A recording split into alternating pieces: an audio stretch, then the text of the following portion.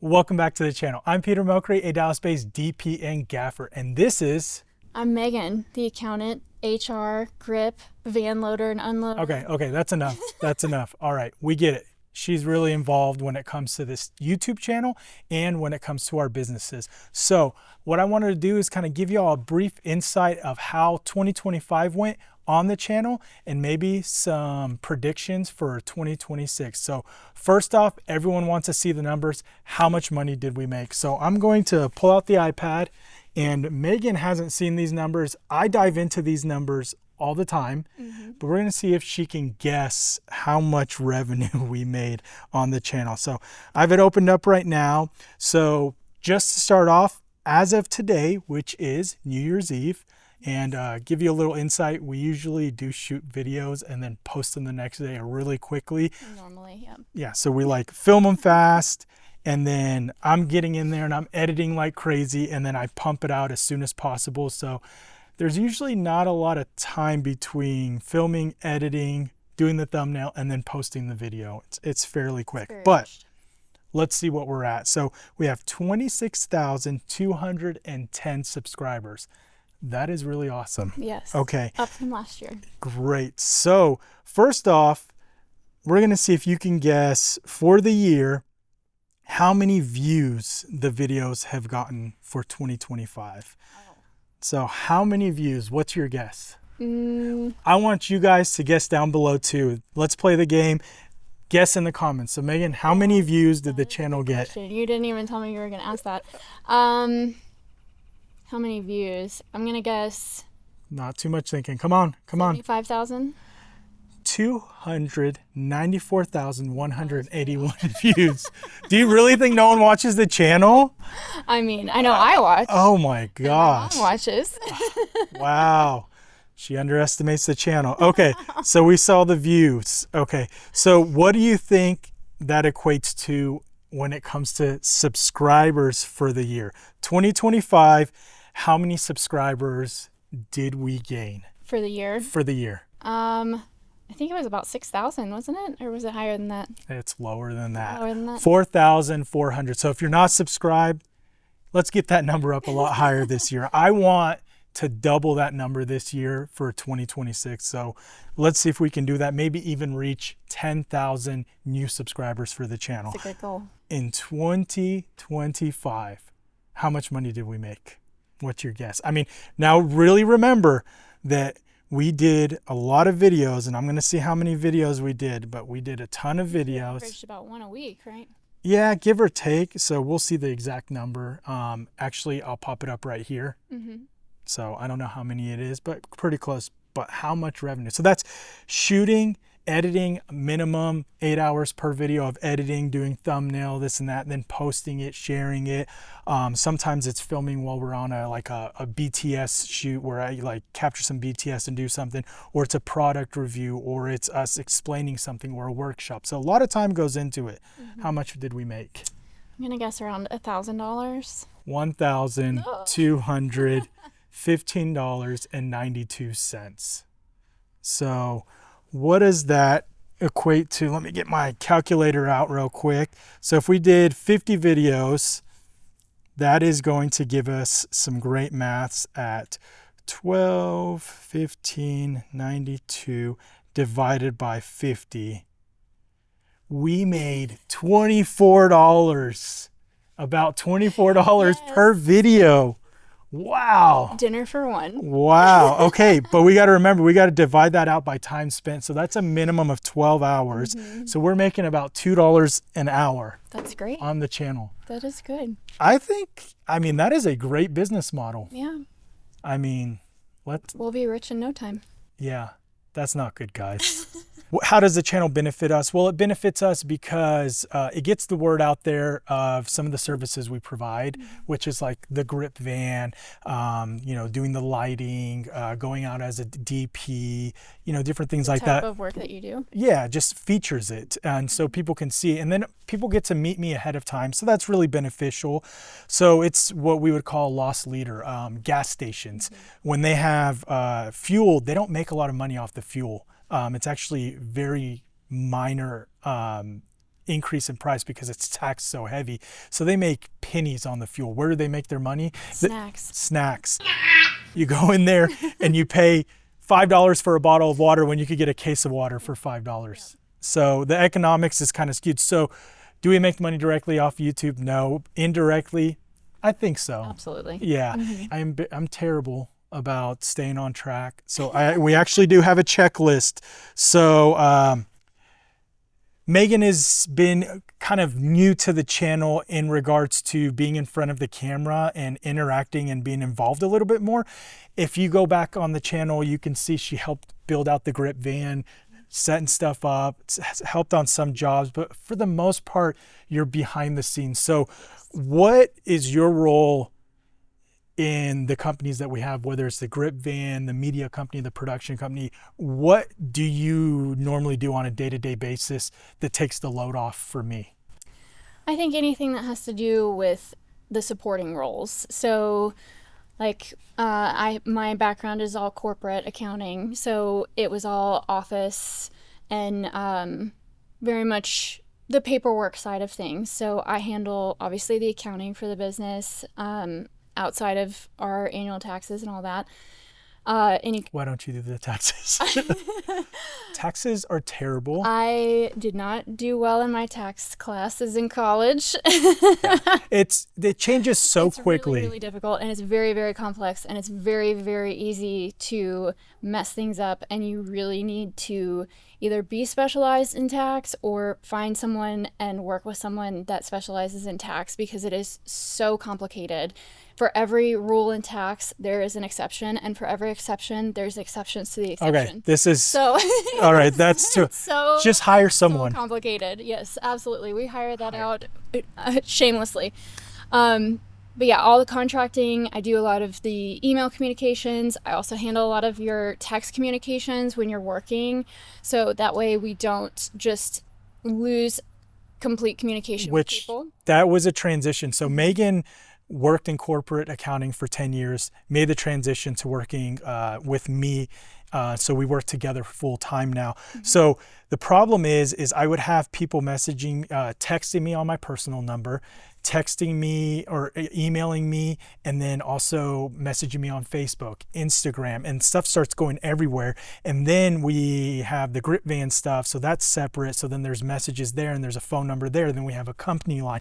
All that stuff gets complicated. When I'm on a shoot, or let's say right now I'm in the middle of a video, Megan can respond and be quick to respond to resolve situations, whether it's billing information, whether it's availability, whether it's this, that, hey, do you have this to rent? Yeah. And you can get those answers. So that's been really efficient and made it a lot easier for myself. And that frees me up to be able to sit down and do these YouTube videos and edit these videos and have that freedom and flexibility, because I know that Megan has my back on, handling those emails and following up with stuff and keeping track of things. So that's really big when it comes to just.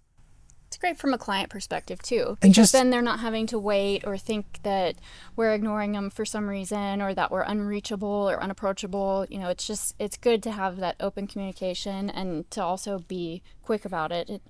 I think everybody appreciates having fast answers. And I will say this, having that relief, knowing that when I leave a job at the end of the day, that an invoice is sent out immediately, and sometimes, as crazy as it may sound, it's paid instantly because it's so easy. And sometimes convenient. Before you even get home. Yeah, and there's a running joke with the people we work with, especially in the area. They're like, there's nothing quicker than an invoice coming in from us, because Megan, as soon as I finish the job, I call her and she's like, do I send it? I'm like, send it, because there may be some additions or some changes, and if nothing changed, it gets pushed through. So that's really fun, and that's been a major relief, and it's helped us grow and increase our revenue because we have that. And we have to increase our revenue because now we're going from 2 separate sources of income to 1 source of income. Now, if you guys are interested in some of that stuff and want to have Megan more involved and chat about those things, whether it's, what we use for accounting software, what we do for, to make our taxes easier, our payroll, we are employees actually. It doesn't just all go into one bank account. If you want to see that stuff, comment down below and let us know, because she'd love to chat with people about that. When we meet people in person as a team, when we go to network, they're like, how do you guys do it? What is the dynamic? Now, are we around each other 24/7? No, Could we be around each other 24/7? absolutely not. No, we'd rip our heads off. It's just not always possible to just be all up in each other's business. So we have our space. So you hear that? That's fireworks. Those aren't gunshots. Told you it's New Year's Eve. We're in the county, which means, yeah, there's always stuff going off. I did a little jump. Nick, right there. That was a louder one. That one was close. I have to ask Megan something. What is one of your favorite pieces of gear that I've thrown at you that you were hesitant on, but you ended up liking? And I know it makes you look goofy, but it saves you. What is it? Definitely the Easy Rig. The Easy The Rig. Mini Max. Yeah. I don't use the full Easy Rig. Yes. The Mini. So with these videos, I'm like, just follow the action and this and that. And she tried one time just handheld, and it wears you out, especially because when I go into these grooves and I go nonstop, it just goes nonstop. And it could be an hour long of filming that gets cut down to 20 minutes, but it's just nonstop and there's no opportunity. Now, how much experience did you have before we met or ever with video photography or anything? Very, very limited. I mean, very bottom novice. I had taken my very basic, I think I had a Canon Rebel, had taken it out a couple of times with a photographer friend, with a photographer friend of mine, and she taught me some of the basics many years ago, and then I hadn't picked it up since. So no experience at all. And then one day I just said, you're going to film. Yep. I handed her the camera. I said, point it in the right direction. We'll figure it out. And it wasn't pointed in the right direction some of the time. There's a learning curve. What type of videos did you enjoy the most from this year? So we did a whole bunch. You know, there's behind the scenes, there's the workshops.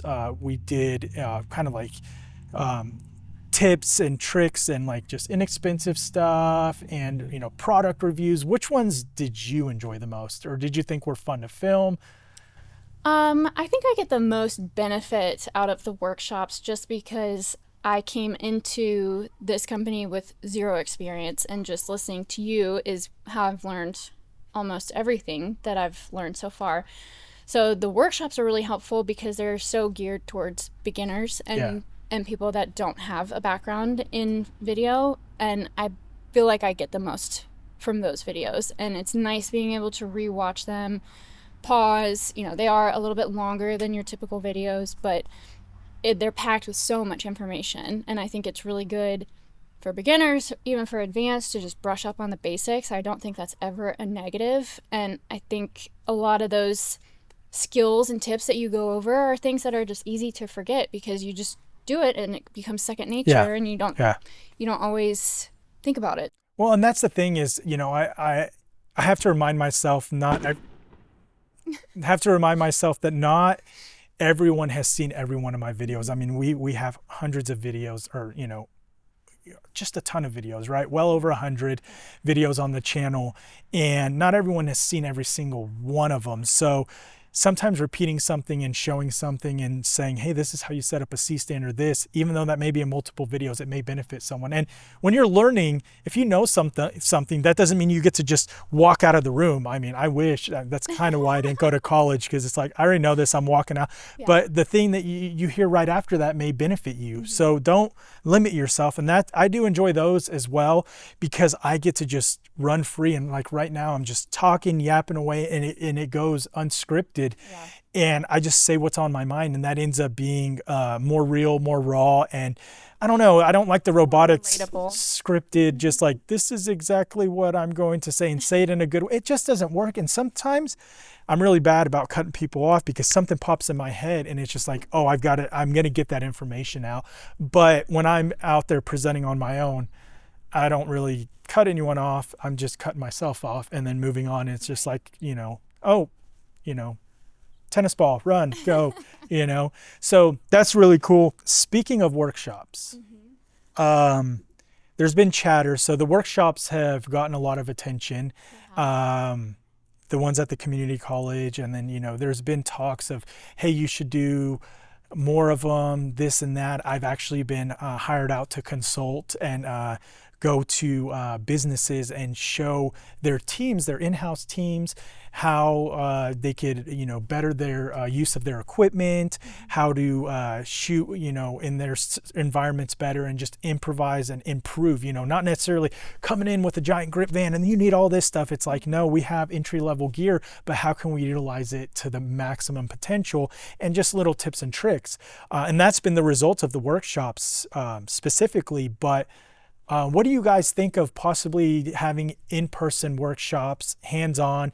I mean, set a whole day up and people come in, and what would that be worth to you? Because obviously we need to have the space, we need to, provide something, provide value, and, have the right people there, because I feel that sometimes if you do a free one, people will sign up just to be there, but they may not be the ones that value it the most. And if we have a limited number of students, I think it would be great to more hands-on. Yeah, more hands-on, and then, the right people are there. When you give out free samples to something, I see restaurants do this. We know plenty in the area that have done it. They're like, free food for the first week to test it out, and then no one ever goes back. They've actually closed. Yeah, and we do offer the free workshops, plenty available on the channel that you could watch, but something hands-on that's more exclusive would be cool. So let me know if that's something you guys would be interested in. Maybe we could do something in 2026 towards the end of the year, set something up where people could come in and we could really have a lot of fun and tailor it. And the thing I did, even with the consulting, I said, we're not scripting anything, we're not setting anything up. We'll have an idea of what we need to get, and then we're just going to get into it, and you ask me what happens. Because if we have something scripted and your questions don't align with what we have outlined, then your questions don't ever get answered. Well, and it's maybe not as beneficial for them if it's just your set points that you're going through and there's no deviation from that. So I think it's good for them to have the forum to ask what they want to know. Yeah. There's a thing on YouTube that a lot of people don't know about, and it's new. It's newish. And it really benefits the channel. This may become dated tomorrow or 20 years from now, but it's still current as of today. Yes. And Megan and I kind of stumbled upon this because we heard someone talk about it. And what is it? The hypes. The hypes, guys. It's all about the hypes. So what do you do? How do you do it? So if you're a big time creator, you don't get the hype.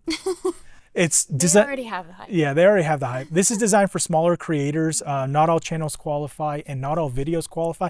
I don't know what the parameters are, but if you go into the app and you're watching the video, it has to be done on mobile. Mobile only, and you swipe over where the comments are, and we'll show you a little demonstration. Just swipe left, you'll see hypes, and you could hype the video within the first week it's dropped. We'd love to get hypes. It really helps the channel. It doesn't cost you anything. You get 3 free hypes a week. They just refresh, but it really shows that you appreciate the channel. Commenting, subscribing, liking, and then doing hypes is a big, big deal. And it could grow this channel. And what does that mean in the end? In the end, it gives me the opportunity to do more videos. If you have the ability to do it and you feel that we've earned it, hype us down below. We'd appreciate it. And if you did hype the video, appreciate any support. Yeah, I mean, it is a big deal. And that brings me to another point, like, why do we do this and what keeps you going? I mean, there are so many people on the channel that support what we do, and they say it, and we get emails, we get messages on Facebook, Instagram. The feedback has been overly positive. Yeah, I mean, it's just crazy. I mean, we'll pop some up on the screen, but the things people are saying are just amazing, and they're motivating. And then there's the trolls. The trolls, they will show up. It's fine. It happens. It boosts stuff. But you know what? It's part of the game, no matter if you did the best thing in the world and ended, starving children and hunger and poverty, someone would get upset because I was doing it one day too late. You should have done that yesterday, but that's just a reality. But there will always be critics. There will be critics, and we appreciate you guys too, because you gave us a view and a comment. Sometimes it's good feedback. Yeah. Sometimes it is valuable. And that's the thing is sometimes it's not. Valuable feedback is great, but when you go in and belittle people and degrade people and insult people, I mean, that's just low blows. But, you know, and I don't claim to be an all-knowing expert. I just like sharing the knowledge that I have. And you know what? Sometimes I may be incorrect about something, or I may do something wrong. Hey, let me know down below. Oh, you know what? You're right. True. I'll correct it on the next one. There's been stuff where people corrected me and I learned from it. So you guys are actually teaching me as well, which is awesome, because now I can refer that back into the next video or some other video and help people grow as well. So that's really great. All right, let's talk about IG. So I'm going to pull my phone out, and IG has been another source of, you know, getting lead generation, getting people involved, engagement. Sometimes I could do something like, while we're filming right now, we've done it. You've grabbed the camera for me, chased me down, and many a time. yeah, like that video where we were doing the van tour. And you chased me. That got 250,000 views, and it's you chasing me. It had to happen a couple times, but yeah, I think it took 3 takes. 3 takes. Technical problem. Yeah, 3 takes. That one was a cool one, chasing me around. And so that was at the end of the day too. Yes. We were both exhausted. But my favorite is this one. Megan, what do you think of the one that got 283,000 views? It's gonna be the sand polishing. Yeah. So what's your opinion on that? I get asked about that one every time I go to a function with you. Yeah. So people that follow your Instagram. People have seen me polish a stand. I did not expect that to go as viral as it did. I guess, would that be considered viral? I mean, ish. 100,000. The question is you were questioning some things. The saves. How many people saved it? So let's. It was over 100, right? The last time I asked you about. Let's look at the saves. Maybe more than that now. How many people? 191 people saved that video.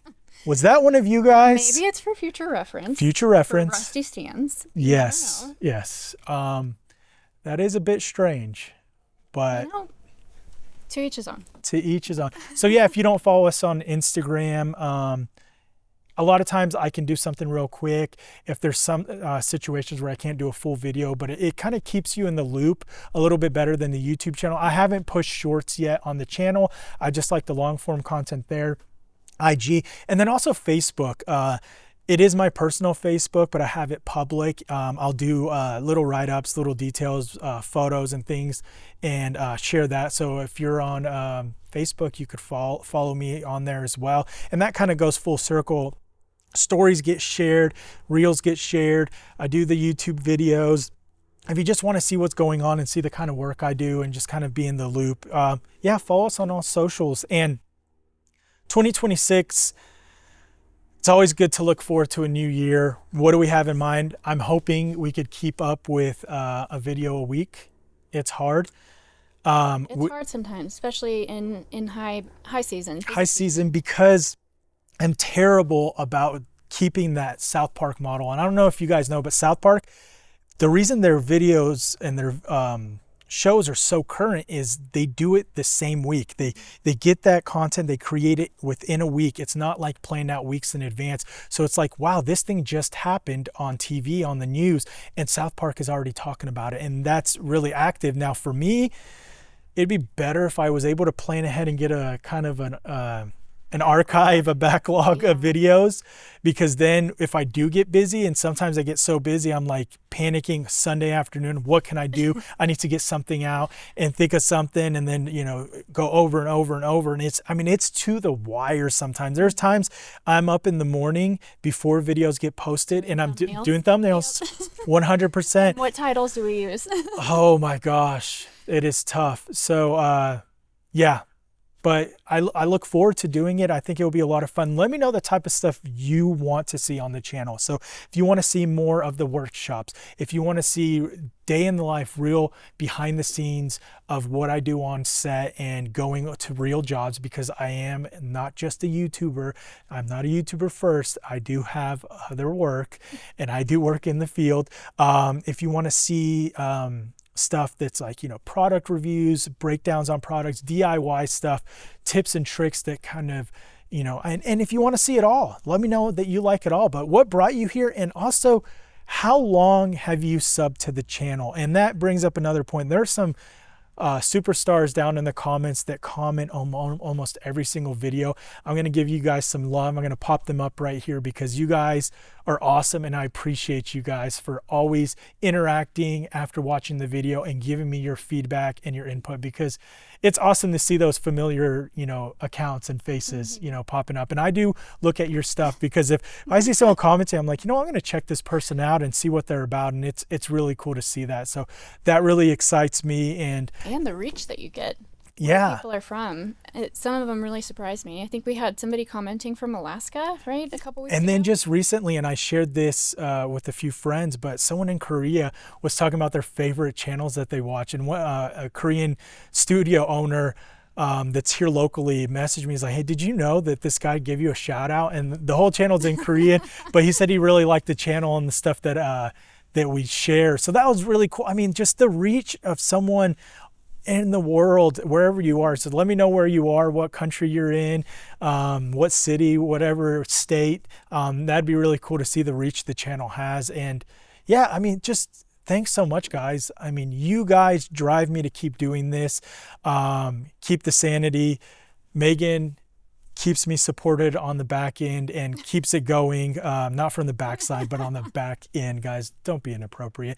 But yeah, it helps me keep going and keeps me going. And when I say, hey, let's go out here and film real quick, and she's over here in the freezing cold shaking, and it's like, yeah, we did that pretty much. Or getting blasted by the sun. Cold. It was so cold. Yeah. It was the wind. Yeah, it was. So she's probably going to file a complaint to HR so she could just email herself and complain. Yeah. Whatever.